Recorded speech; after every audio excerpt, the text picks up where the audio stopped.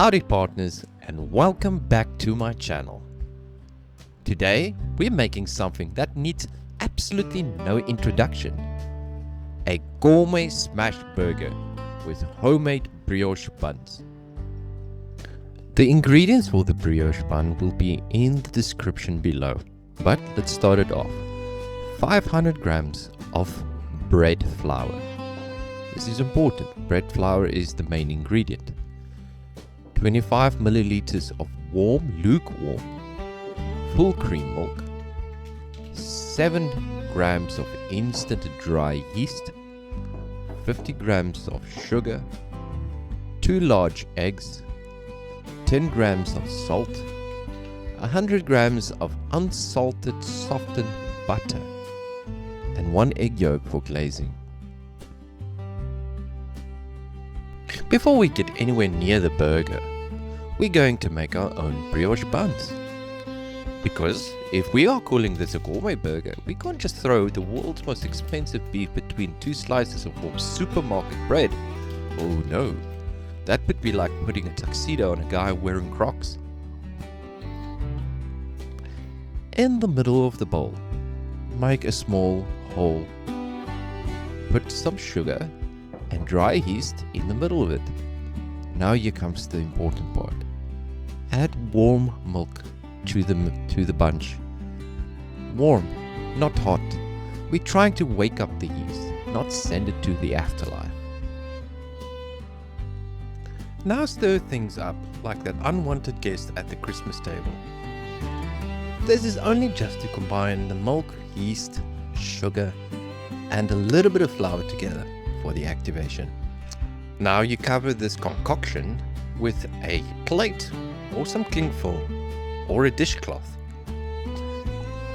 15 minutes later, go check on your mixture, see if the yeast is activated and bubbly. If not, leave it for longer. This will vary of the temperature in the room. Hot days, it will go faster. Cold days, it's gonna need some love and warmth. Crack those eggs like a bad joke, and then you beat it like you really mean it. Beating eggs is like having a beat without a song. Just keep on doing it. Teenage boys know what I'm talking about. Beating eggs like this is just cracking me up.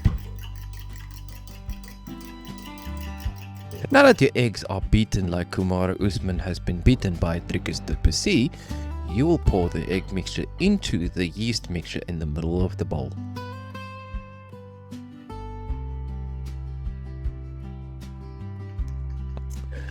Like those American churches would say, it's time to stir up. So, stir the egg mixture into the yeast mixture. Yeah, that's all you need to do. Keep focused, you're almost there.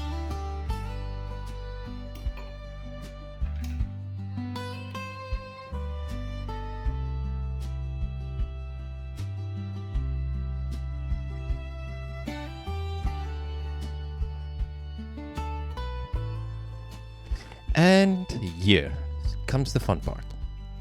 Add the salt first before we start. This is the time. You can do it. Add the salt. Now, the fun part is, we're going to use a spatula and mix everything together. When some or most of the wetness is incorporated with the dry ingredients, we're going to knead it. So, kneading. I'll talk you through the process now with kneading.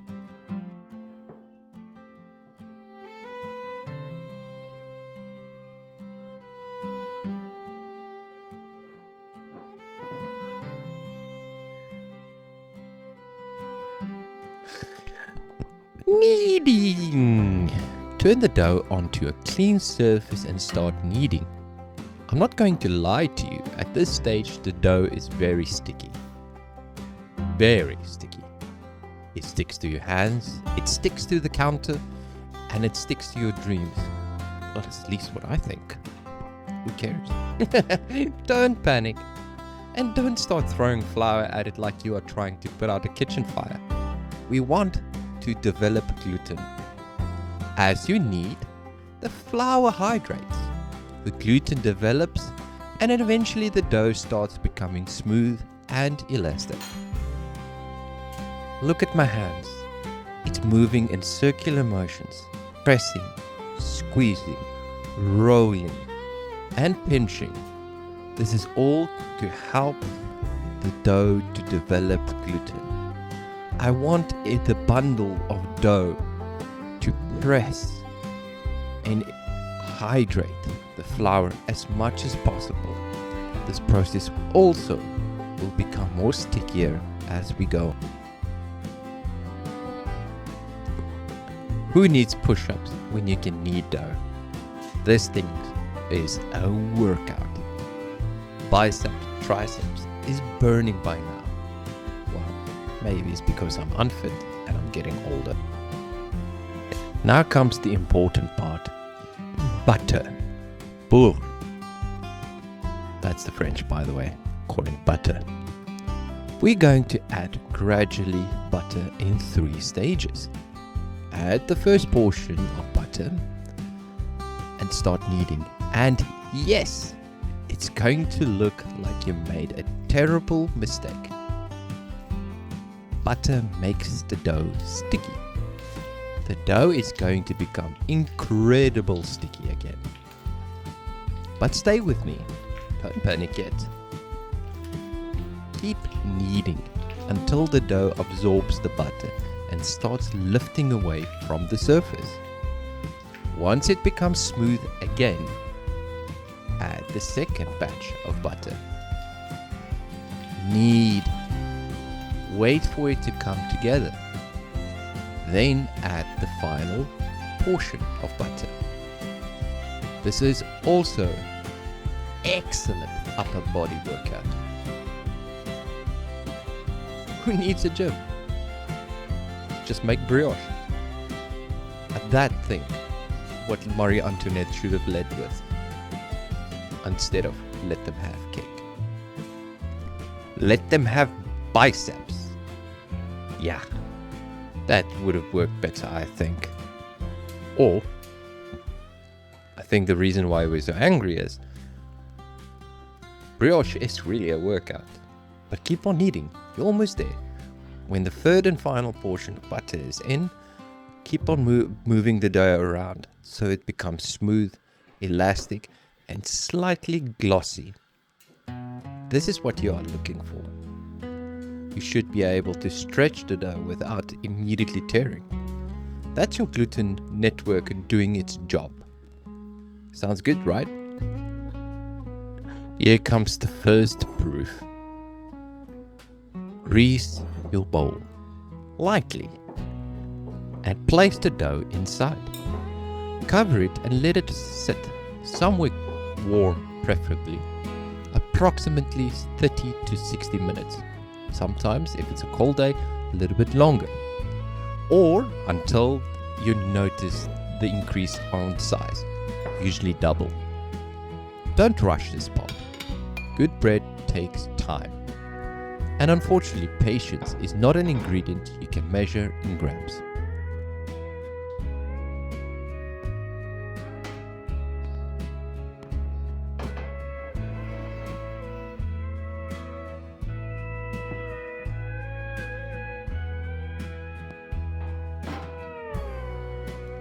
Once your dough has risen, we are ready to portion it. For burger buns, I like to make fairly small, even portions so that they could fit nicely around a smash burger. Roll each piece into a small tight ball. This is what I like to do. Then I use a little technique I call crimp and tighten. You're going to use your hand and squeeze with your one finger the dough to the top and crimp the bottom off so it makes a circular and a uniform shape. This gives you a nice smooth surface and helps to create a beautiful round burger bun.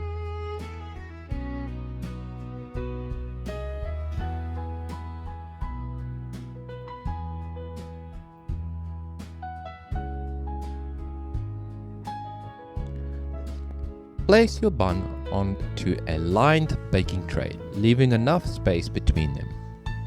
Now let them rise again in a warm place until they almost doubled in size. The second rise is what helps to give us a beautiful light and fluffy brioche texture. Once they are nicely risen, brush the tops with a beaten egg yolk. This is going to give us a beautiful golden brown finish. Preheat your oven at 180 degrees and start baking your buns in the oven until golden brown and when they are cooked through. Here's a nice time lapse. See, bread is a science. Look at those little beauties. Golden, fluffy, buttery. Basically, the buns are ready for the big break. Now you remove the bread when they are ready out to the oven and put them on the cooling tray. Let them cool off completely before you cut into them.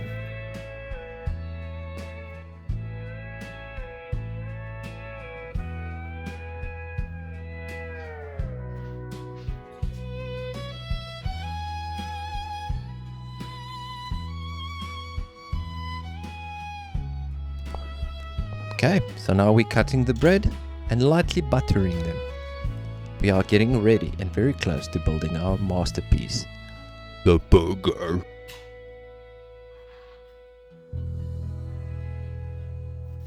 We're gonna thinly slice some onions. Yes, yet again an emotional situation, but just keep on going, even if the eyes burn. In kitchens and you're a chef, your eyes never burn. Then butter side down in a hot pan or a skillet. We're going to brown them beautiful, golden and toasted. Why toast the bun? Because we want texture. Next up, your onions. For the burgers, you're going to cook the onions directly underneath the beef. So first put a little bit of oil, and then the onions, and then we're going to put our beef, ground beef, on top of it.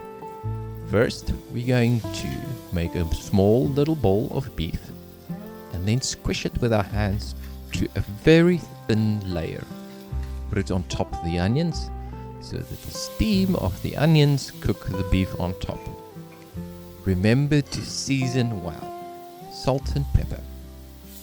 Occasionally just deglaze with a little bit more steam so the onions doesn't burn to the bottom of your skillet or pan. Flipping the burgers over, we'll then have the other side of the burger cooked through. Remember again to season properly before we adding our next major ingredient. Fromage, cheese. I like to use in this case Gouda cheese, but cheddar will do. Add a generous slice of Gouda or cheddar cheese on top and cover then the burgers with a lid in the pan or skillet so the steam will melt the cheese. Then we're going to stack the burgers. You're going to need 3 layers. Yeah, triple decker. Now we're going to build the burger. The moment you've all been waiting for. Start with crispy lettuce and then the burger stack. After you put your burger stack, you're going to add a freshly sliced tomato. Season the tomato again generously. And then pickles. Burgers has to have pickles. Alright, and generous layer of pickles. And then any homemade sauce, mustard, tomato, or even relish. Top them off with your lid of your burger bun and then leaving some nice baked or fried chips. So if you enjoyed this recipe, don't forget to like this video and subscribe and share it with your friends.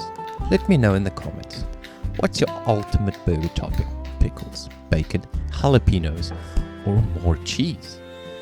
Or are you one of those people that just like to put pineapple on everything?